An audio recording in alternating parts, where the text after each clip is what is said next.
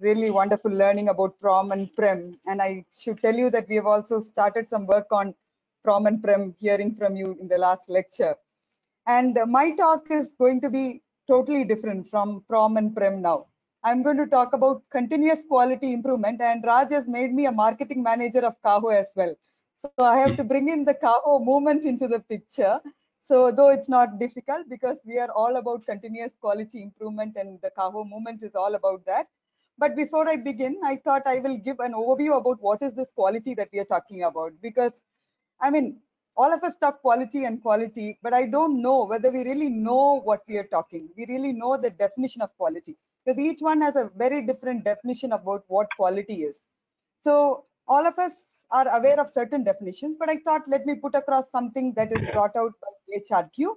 What do they talk about quality? It is doing the right things for the right patient at the right time in the right way to achieve the best possible result. This is clinical quality.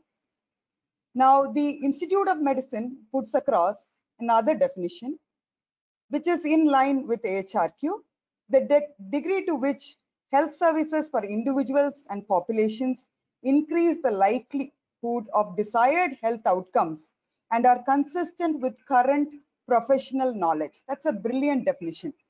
AHRQ adopted the definition of IOM in the year 2012. Now, when we say this as a definition of quality, many people tend to really, what are we talking about? Is it only outcomes? Yes, it is definitely outcomes. But from a service perspective, when you're talking from a client's perspective, the patient does not know really what is the outcome.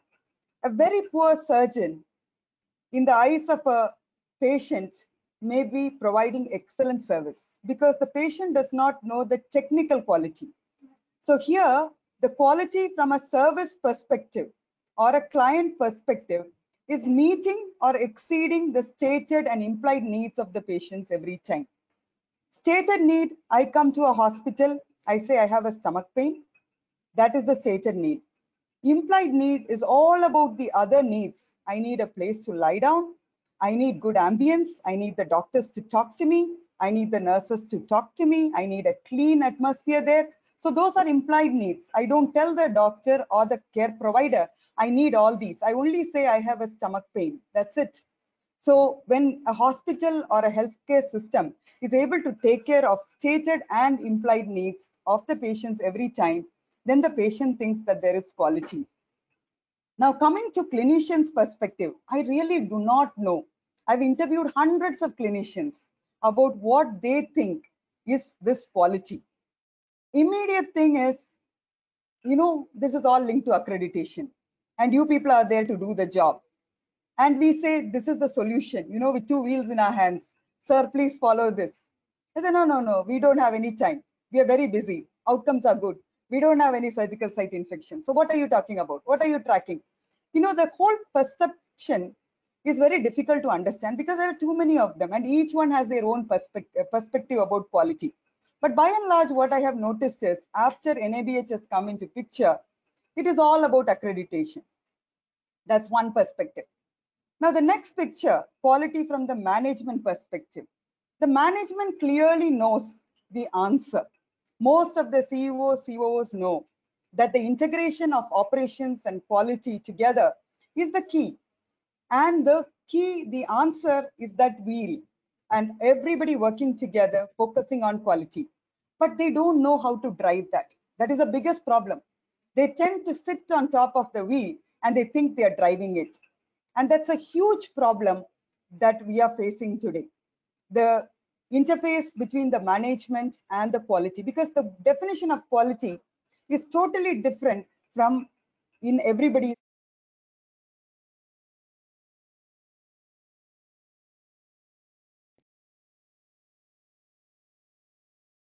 We lost your audio there, madam. Am I okay now? Yeah, you're fine. Okay.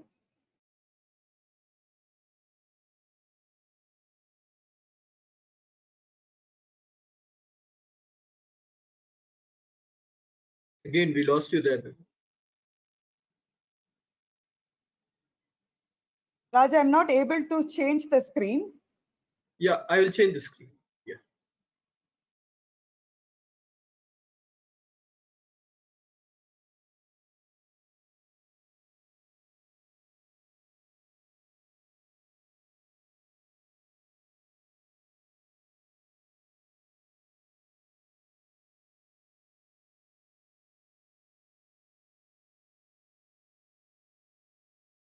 I think there seems to be some problem with my audio. Am I all right now?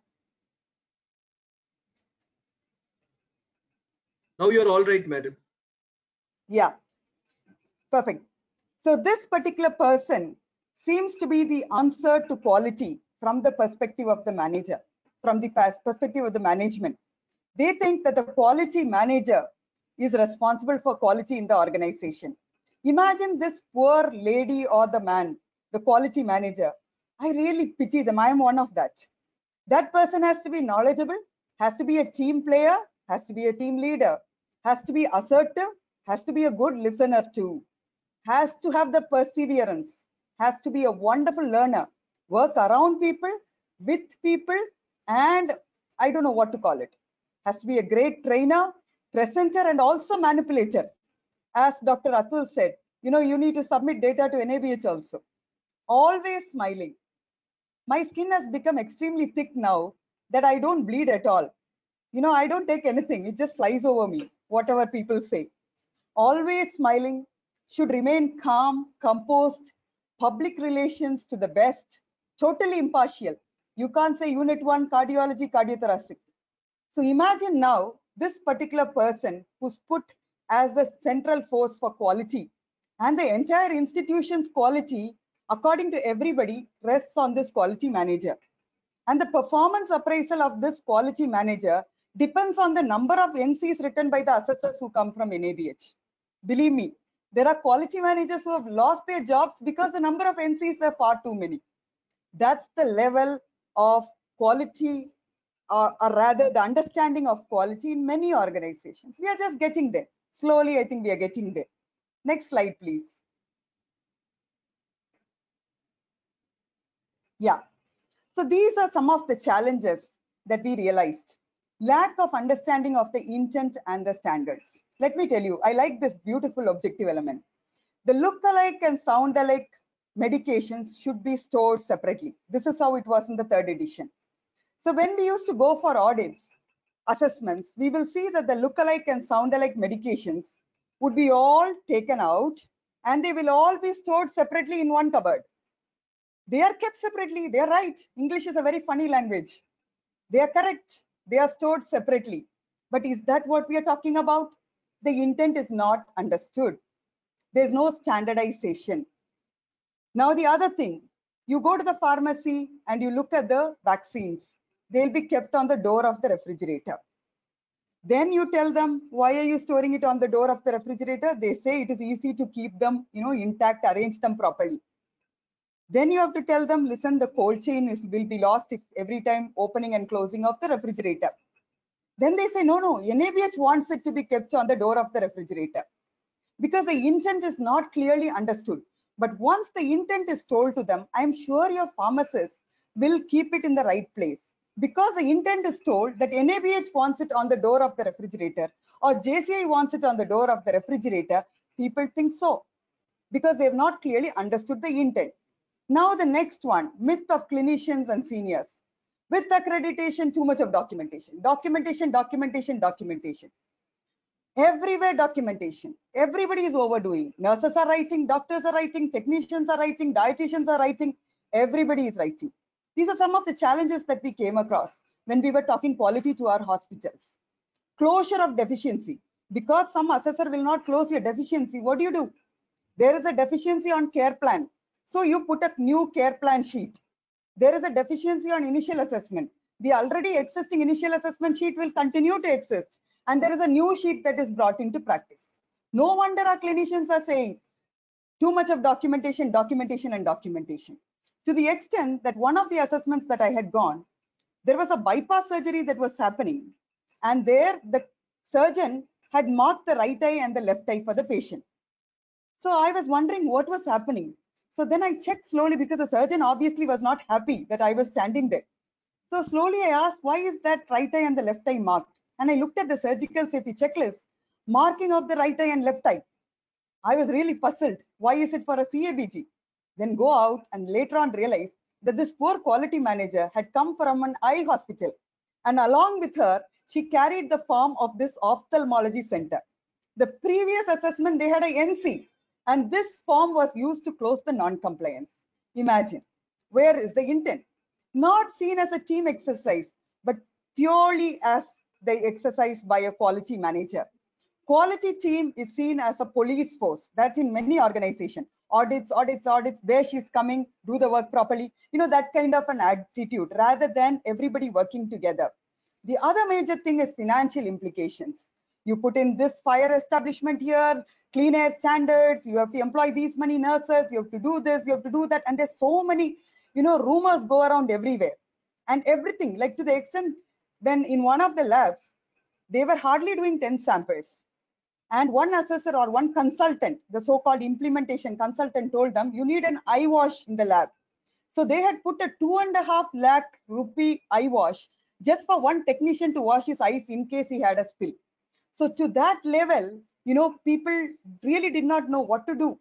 Standardization of assessments. People go, everybody raises one NC or the other. The next assessor goes, says something else. So these were some of the challenges that we noticed as CAHO when we entered into this field. Next slide, please. So that is when we decided we need to get into continuous quality improvement. We need to get the whole team involved, starting from the top, the doorman to the chairman, everybody to understand the whole concept of quality improvement. And we realized quality improvement is a management philosophy used by many organizations to reduce waste, increase the efficiency, increase internal, external customer satisfaction, and also improve outcomes.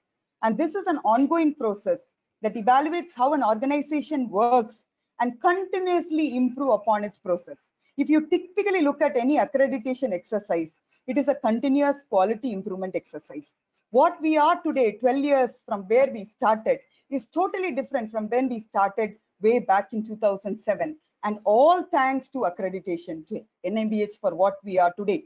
Because the system's processes have changed so much, because we took it seriously with the right intent, looking at the outcomes in front of us. Next slide, please. Yeah, so CAHO, the Consortium of Accredited Healthcare Organization, stands for that.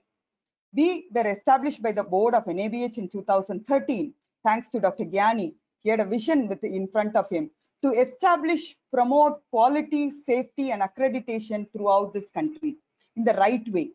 And we were established to think beyond accreditation, promote excellence in hospitals, share best practices among all hospitals and laboratories in this country. So we not only cater to hospitals, but also the laboratories. And our focus is on continuous quality improvement of all professionals, whether it is the quality managers, infection control professionals, medical records technicians, fire officers, name it, we work with all of them. And accreditation and quality, according to us, accreditation is a wonderful tool towards quality improvement. And accreditation provides the framework for quality. How you build up upon it, how you continue to improve is all about managing the hospitals in a way that you're working towards a continuous improvement exercise. If intent is not met, the acceptance of stakeholders is minimized. You want to involve the clinicians in the quality exercise. You clearly need to understand the intent and the direction that you are taking in your organization. And that is what we thought we must focus on. If appropriate outcomes are not measured, the accreditation becomes a non-value added service for the organization. You will just have the chapa or the logo of the accreditation body on top of your organization, but the value will not be felt in the hospital. And we also felt it's extremely important to understand, to make the hospitals understand that it is a team exercise and it is not the work of the quality manager. So it has to go from the doorman who's standing in front of the hospital all the way up to the chairman who's in the boardroom. So that in mind, we started working on. The first and foremost thing we've decided is to focus more on training programs. We started with the quality managers. We run almost 27 training programs in the country, which are most wanted. So till on date, we have trained more than 7,000 professionals in various training programs. Believe me, once you're trained by CAHO, you will become a stakeholder of CAHO, because that is the level of handholding that we offer to our participants. All our professionals have gone on to become real ambassadors for CAHO movement in this country. So the first program we started was training programs on NABH standards, which is the entry-level standards endorsed by NABH. We went on to advanced training, full standards, and believe me, it is a 5-day training program. It's a residential training program, and our participants stay in the resorts with us. Morning 6 o'clock we start the session and we end at night 10 o'clock. That is why you will see today that our stakeholders, our trainees have become almost like our partners in quality with us.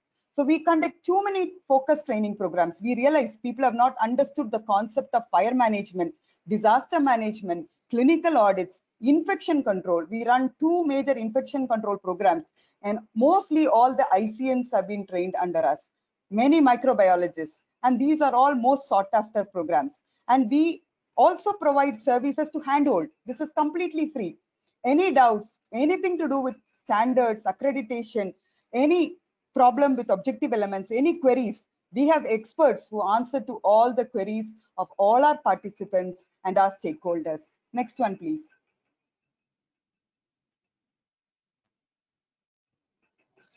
Then we went on to involving the top management. Now we started bottom up rather than top down. So these quality professionals, infection control professionals, fire people, safety officers, all of them kind of sold out to Kaho ideas. Then we started to move towards the top management. We run leadership training programs. We involve them continuously in webinars. We take them through our sessions. Believe me, our programs on implementation, 40% of our participants are clinicians, and about 22% are owners of hospitals, small hospitals. So we really got the top management involved, and every training program we tell them the importance, as Dr. Gyani said, departmental meetings, the involvement of the CEO and COO in conducting meetings, getting the team together, looking at outcome measures. So we run programs for them to do all that. We also have a concept of centers for quality promotion. Hospitals that are engaged in quality promotion, they want to handhold multiple hospitals, become centers for quality promotion for Kaho. We have about 27 major centers across the country, which are handholding smaller hospitals towards their journey of patient safety, quality, and accreditation. We're extremely proud of our centers for quality promotion. Next one, please. We believe that technology is the tool towards continuous improvement. Whether it is monitoring outcomes, electronic health records, or facilitating hospitals through smart buying, we continuously and upgrade ourselves with regards to technology. We also propose technology solutions to all our hospitals. So we look at technology solutions, we endorse technology solutions, we have webinars conducted on various technology solutions, and we don't shy away from partnering with good technology solutions. Next one, please.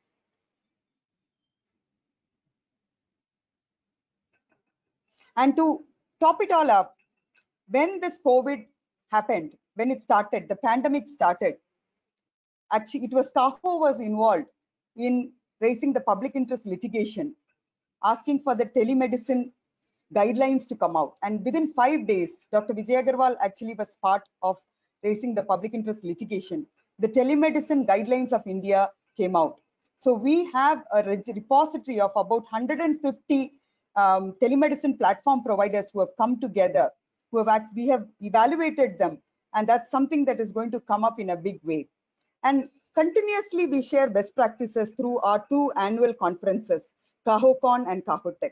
KahoCon is most sought after. We usually have about 800 to 900 participants coming in, and KahoTech is a 2-day event where startups, pitch fest is conducted. New technology providers are given the platform to provide solutions to various problems that the hospitals face. This year we are running KahoTech virtually in the month of September, end of September. So KahoCon and KahoTech have become excellent platforms for sharing best practices. So we have various avenues provided to the hospitals for sharing best practices and to learn from each other and continuously improve upon what they are providing. Next one, please.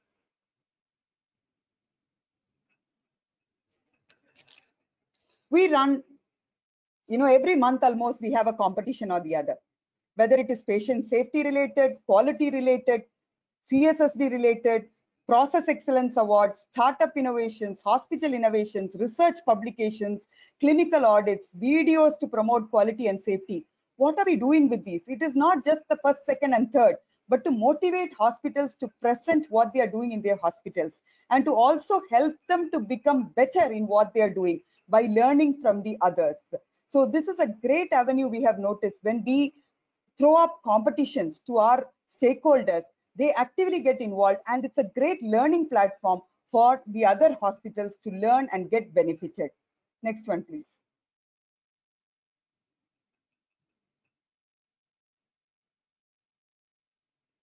We have partnership with many organizations. I told you, we don't shy away from partnering with any organization.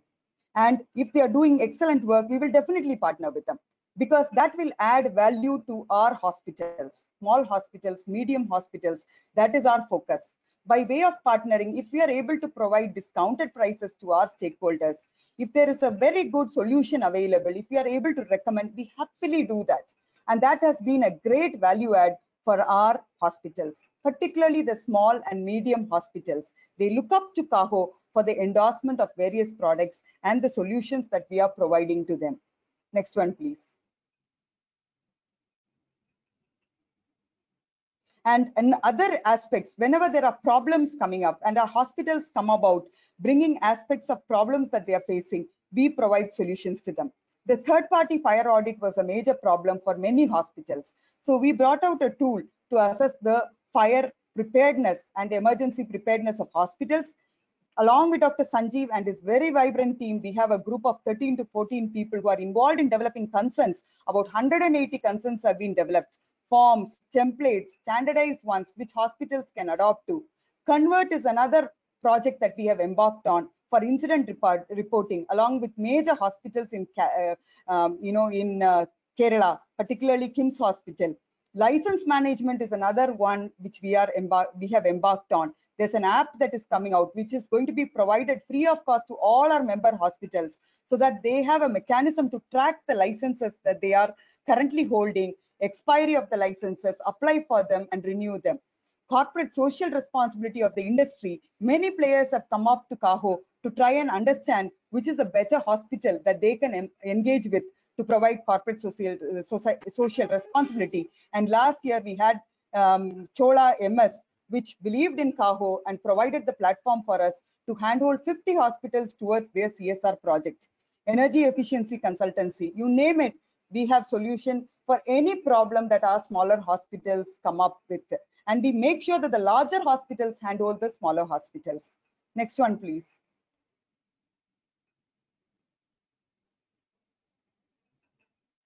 Developing leadership in quality is another major thing that we have embarked on. Our leaders across the country, every state has state leadership, regional leadership, city representatives, and even small area representatives. So they engage with us in a big way. Our idea is to make them leaders of quality and to promote quality in the region, in the state, in their city. They conduct meetings regularly. So when NABH came up with the 5th edition, the major review was provided by Kaho. We had meetings in all the states, and that consolidated report was provided from our stakeholders to NABH for betterment of the 4th edition to 5th edition. And thank you very much, NABH, for accepting many of our suggestions and making this 5th edition a wonderful edition, I must say. Next one, please. We believe in the ethical dimension. I must tell you, whatever we do, ultimately, it is all the ethical aspects of healthcare. So we are a not-for-profit organization, and we believe in what Avadis Donabedian put across. System awareness and system design are important for health professionals, but they are not enough. They are enabling mechanisms only. It is the ethical dimension of individuals that is essential to a system's success. Ultimately, the secret of quality is love. You have to love your patient. You have to love your profession. You have to love your God. If you have love, you can then work backwards to monitor and improve our system. And this is exactly what we believe in, the ethical dimension. And that is why we focus so much on communication training across the country for doctors, nurses, and everybody, and strictly talk about ethical management in healthcare delivery. The next one is something that I personally believe in, which is patient safety. Ultimately, whatever we do, the next slide, please, it is all about that patient that we are working for. And when that is in our mind, quality and patient safety will automatically come in. The patient, we are all for the patient, the sole breadwinner of the family. He is the father of a small kid, son of an old father, husband of a young lady, and he is now our responsibility to treat him, send him safe to his loved ones. Imagine your own there. Take care of him like your brother. And that is what I believe is quality. Whatever we talk about, stated implied needs, all that is secondary. Ultimately, it is the safety component that is very important. And CAHO stands with patient safety, quality, and accreditation as a tool to achieve that. Thank you very much for this wonderful opportunity provided to me, Raj, and all the other panelists for setting the tone. Thank you.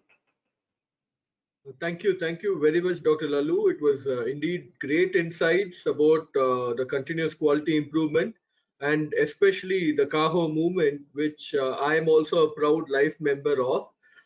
I would urge many of you, about 250 plus people who are here today with us, to actually look at becoming life members of such very good organizations and consortiums which could further your career. Thank you very much, ma'am. And I'm looking forward to Cure Health also becoming a partner with CAHO with respect to the clinical data management side of things. And with that, I would like to call upon our next